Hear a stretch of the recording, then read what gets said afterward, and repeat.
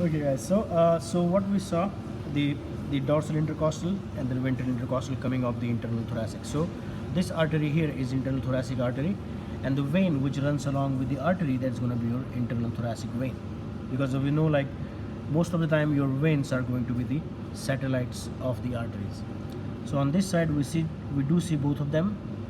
As we reflect the transversus thoracis muscle, we see the internal thoracic artery and internal thoracic vein.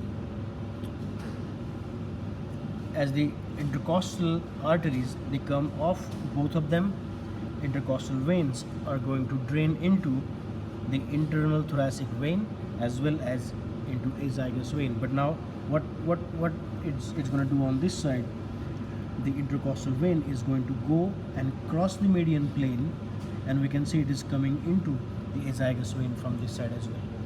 So no matter whether it is on the right or left, it has to go to the azygous vein. Okay, now let's look at this place here, if we can see something which is important or which we can identify. Okay, so what they did, they eventually left the ansa subclavia in place, and so we have the stellate ganglia again on the left side. We see the loops coming off the stellate ganglia, one on the lateral side of the left subclavian and one which is going on the medial side of the left subclavian. And both of these loops, then they join the vagus nerve right here, that is your middle cervical ganglia. So that structure is very distinct on this side. We can see both of the loops, one on the medial side of the subclavian, one on the lateral side of the subclavian, and subclavian is located right between them. So that is middle cervical ganglia on the left side, that is your stellate ganglia or cervicothoracic ganglia on the left side. And then from this point backward, we have the vagus nerve. From this point towards the head, we have the vagosympathetic trunk. Okay, let's look at some of those things as we see here. So this is the carotid sheath.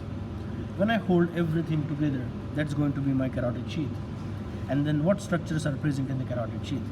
Let's try to explore as much as we can see. I see a vein which is running along with that, which is dyed in blue color. Then I see an artery and a nerve. I expect one more structure wrapped in that sheath, that is the lymphatic duct, but I think as most of the time it's going to be completely collapsed, we may not be able to reveal that one very clearly. But at least what we can see the vein, the artery and the nerve. So what artery is this? That is your common carotid artery. Then what nerve is that? That is vagosympathetic trunk. The same vagosympathetic trunk after the middle cervical ganglia would become vagus nerve only, because the sympathetic component is now going along the roof of the thoracic cavity. So here they separate, or in other words we can say, as they come towards the neck or towards the head, at this point they join each other. It depends on, like, however you want to look at it. Either they split from each other or they join from each other. But if you look at the direction of the impulses, it is opposite. From the sympathetic trunk, the impulses are going towards the head.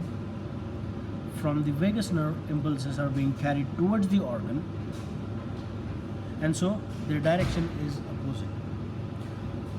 Okay, so we saw the stellate ganglia as well as those things on this side. So we can again see the sympathetic trunk as well on that side, on the left side, running through the thoracic cavity, and then it's going to go back into the abdominal cavity as well.